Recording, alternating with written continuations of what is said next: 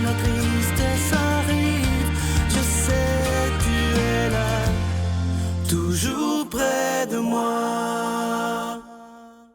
Bon mardi, bienvenue dans votre émission La Victoire de l'amour. J'espère que vous allez bien aujourd'hui, qu'on se prépare à vivre une belle journée. On rejoint quelqu'un qu'on apprécie tellement. Moi, je l'aime vraiment beaucoup. C'est un peu ma petite sœur, notre amie Brigitte.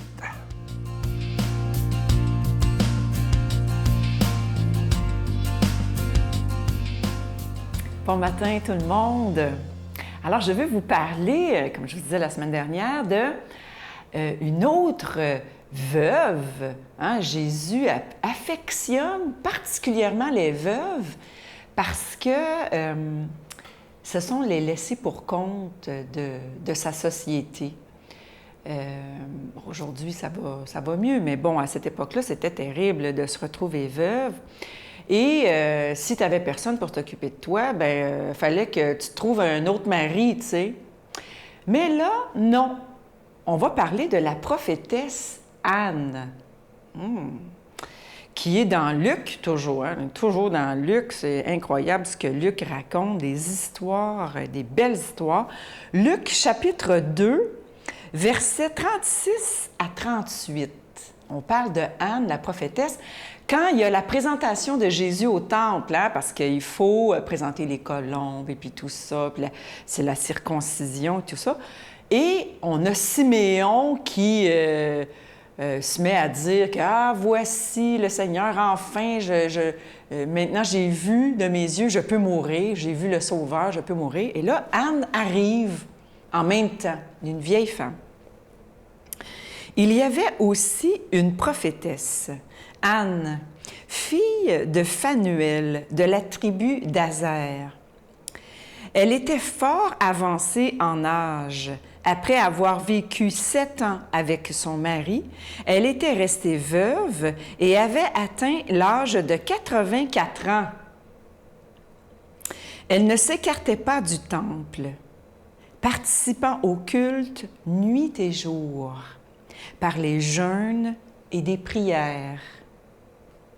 Survenant au même moment, elle se mit à célébrer Dieu et à parler de l'enfant de Jésus à tous ceux qui attendaient la libération de Jérusalem. Hein? Jérusalem, on sait que c'est tout le monde entier, là. C'est pas juste Jérusalem, c'est le monde entier.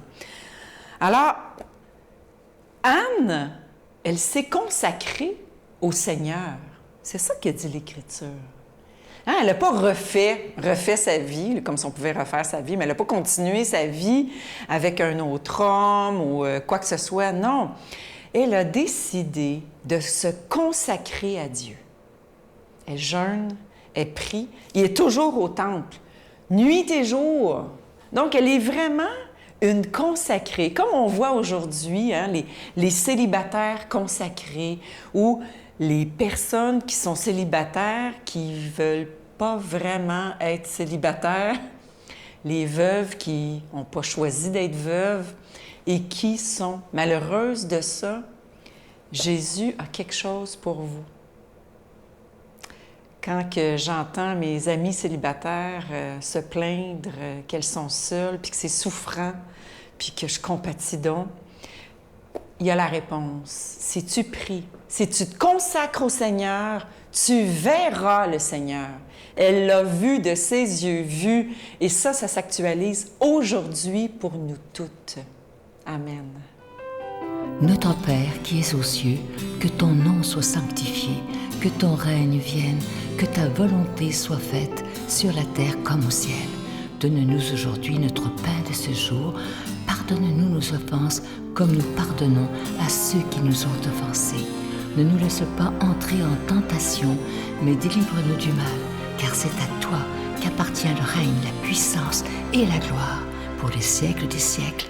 Amen. Sa berger, assemblons-nous, allons voir le Messie, nouvelle agréable, un sauveur enfant nous est né, glory, glory, alléluia.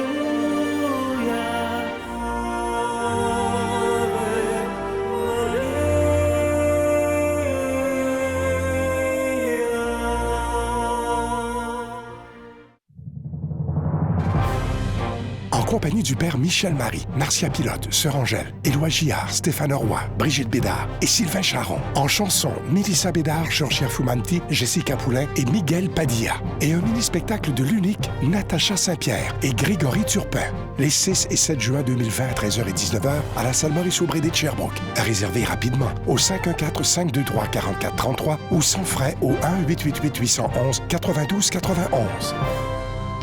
Je prends quelques instants pour solliciter votre aide pour le ministère de la Victoire de l'Amour. Vous savez qu'il y a des gens qui se disent « Mais comment ça fait qu'ils parlent d'argent dans une émission religieuse? » C'est tout simple, c'est qu'on doit payer pour être à la télévision, que ce soit pour la production et la diffusion. Mais ce qui est magnifique, c'est que bientôt, dans quelques mois, ça fera déjà 25 ans, un quart de siècle que cette émission existe et c'est vraiment grâce à chaque personne qui écoute depuis déjà très longtemps déjà. Ce mois-ci, le cadeau du mois de novembre, il s'agit de l'Ange de Noël, collection 2019. Il est en épinglette de couleur bronze et argent antique, orné de petits zircons et le petit ange, il est déjà béni. Je vous rappelle que vous le recevrez avec un don de 25 $. Si vous en voulez deux, avec un don de 40 $. Et je vous rappelle aussi que vous recevrez un reçu pour fin d'impôt pour l'ensemble de vos dons de l'année 2019. Je vous donne l'adresse, la Victoire de l'Amour, case postale 120, succursale Boucherville à Boucherville, le J4B 5E6, je vous la redonne, la Victoire de l'Amour, case postale 120, succursale Boucherville à Boucherville, le J4B 5E6, également par téléphone, par carte de crédit du lundi au vendredi de 8h30 à 16h30 dans le 514-523-4433, 523-4433 ou sans frais le 1-888-811-9291, 1-888-811-9291 et aussi sur notre site Internet. Vous savez que c'est une façon très sécuritaire, rapide et efficace de faire votre don, le www.lavictoiredelamour.org. Alors, je vous rappelle ce magnifique cadeau du mois, une exclusivité de la Victoire de l'Amour, l'Ange de Noël, collection 2019. Il est en épinglette de couleur bronze et argent, antique, orné de petits zircons, déjà béni. Merci de tout cœur.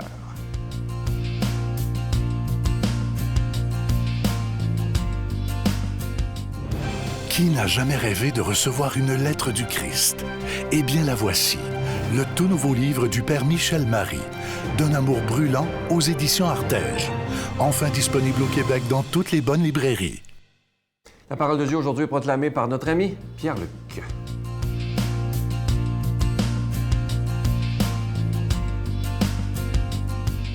Bon matin à vous, très heureux de vous retrouver ce matin avec l'Évangile selon Saint Luc. Des dernières homélies, je ne sais pas si vous me suivez, mais je suis beaucoup dans Saint Luc. Et vous allez voir qu'avec Luc, c'est très concret. Il y a le souci du détail. On dirait qu'à comparer peut-être des autres évangélistes, on peut mieux suivre concrètement ce qui s'est passé en temps réel. On voit la scène là, se dérouler. Et vous allez la reconnaître, cette scène classique d'un homme qui voulait absolument voir Jésus, même à gravir un arbre pour le faire. Alors, l'Évangile selon Saint Luc. Jésus traversait la ville de Jéricho. Or, il y avait un homme du nom de Zachée. Il était le chef des collecteurs d'impôts et c'était quelqu'un de riche. Il cherchait à voir qui était Jésus. Mais il n'y arrivait pas à cause de la foule, car il était de petite taille. Il courut donc en avant et grimpa sur un sycomore pour voir Jésus qui devait passer par là. Arrivé à cet endroit, Jésus leva les yeux et l'interpella. « Zachée, descends vite. Aujourd'hui, il faut que j'aille demeurer dans ta maison. » Vite, il descendit et reçut Jésus avec joie. Voyant cela, tous récriminaient. Il est allé loger chez un pécheur. Mais Zachée, s'avançant, dit au Seigneur, « Voilà, Seigneur, je fais don aux pauvres de la moitié de mes biens. Et si j'ai fait du tort à quelqu'un, je vais lui rendre 4 fois plus. » Alors Jésus dit à son sujet, « Aujourd'hui, le salut est arrivé pour cette maison, car lui aussi est un fils d'Abraham. En effet, le Fils de l'homme est venu chercher et sauver ce qui était perdu. » J'adore cet évangile-là, j'adore la scène, j'adore Luc. Moi, je suis un gars, j'aime beaucoup les films. Là, on dirait qu'on l'imagine tellement clairement. On dirait qu'il y a... C'est comme si tu reçois la grille d'un scénario. Là. Le personnage s'avance. On dirait que je le vois. Il est assez précis, en plus, dans les détails. Là. Il dit, on sait où est-ce qu'on est à Jéricho. Qui est l'homme? C'est Zachée. C'est quoi son métier? C'est un collecteur d'impôts. Il est de petite taille et même la sorte de l'arbre, là, tu sais, c'est un sycomore, parce que c'est un grand arbre quand même. Là. Alors, on a comme le souci du détail. Pourquoi il fait ça, vous pensez, Luc? Parce qu'il veut qu'on se... Plus on a du détail, là, je ne sais pas si vous avez remarqué ça dans un livre, là, plus on est empathique. Plus on fait « Ah ouais, moi aussi, je connais des gens de petite taille. Ah ouais, des riches, OK, ouais. Ah ouais. Ah oui, moi, j'ai déjà grimpé dans un arbre. » On dirait qu'on s'implique pas mal plus là, dans un évangile comme celle-là. Je trouve que Luc, et à travers ça, évidemment, inspiré par Jésus, il nous indique même comment inspirer des gens quand on fait une homélie. Donner du détail. Lorsque vous donnez du détail, on dirait qu'on embarque pas mal plus. Et c'est pour ça que peut-être que Zachée a embarqué, tu sais. Pour tous ceux qui ont le souci du détail bien campé, on a une espèce de lieu aussi. Jésus arrive à un endroit. Et c'est comme le moment où ça bascule. Il y a un moment où ce que Jésus, il dit quelque chose. Il sent que Zachée est prêt là, à le voir. Parce qu'il faut s'imaginer, là, Jésus marche et il voit quelqu'un en haut d'un arbre. Il le reconnaît. Il le pointe et il dit « Aujourd'hui, il me faut habiter en ta maison. » Et quand Jésus te pointe et te dit ça, je ne suis pas sûr que tu peux refuser. Hein, on dirait que c'est très interpellant. Et là, c'est écrit, là, Zachée fait « OK, c'est beau, je descends, puis il n'y a pas de problème, là, j'arrive. » Et j'imagine que, en plus, Jésus demande quelque chose à Zachée que personne ne lui a demandé. Je ne suis pas sûr que Zachée se faisait aborder comme ça. Là. « Salut Zachée, je sais que tu es collecteur d'impôts. En passant, aujourd'hui, je vais aller chez vous. On va prendre un repas. » Non, ça ne marche pas comme ça. Là. Alors, il se fait demander quelque chose qu'il ne s'est jamais fait demander. Un peu de surprise. T'sais. Et cet appel-là est reçu par Zachée comme un appel à se changer, à descendre. C'est comme s'il s'est mis au loin et là, il y a un rapport de proximité.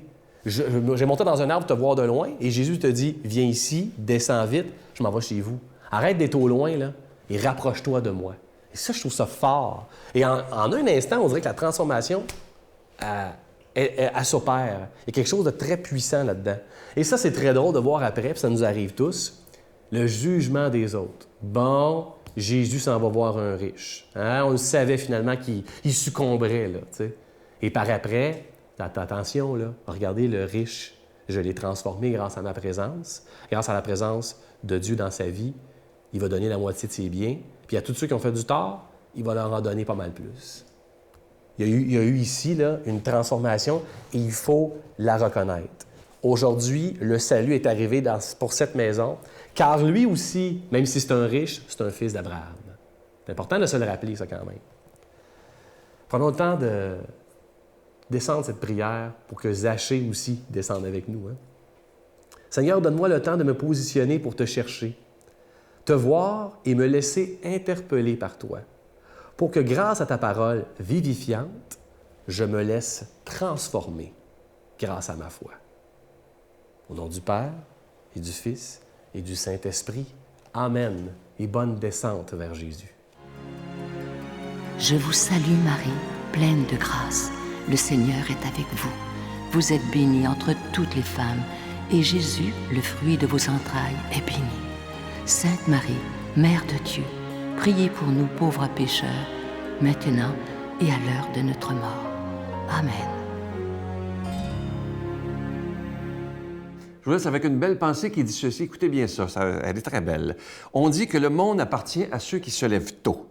Ce n'est pas vrai. Le monde appartient à ceux qui sont heureux de se lever. Ça, c'est tellement vrai. Je vais vous souhaiter aujourd'hui de regarder, comme je vous dis souvent, ce qu'il y a de beau et de grand autour de vous, pas ce qui va mal. Mais vous allez voir qu'il y a beaucoup plus de choses qui vont bien dans notre monde que de choses qui vont mal.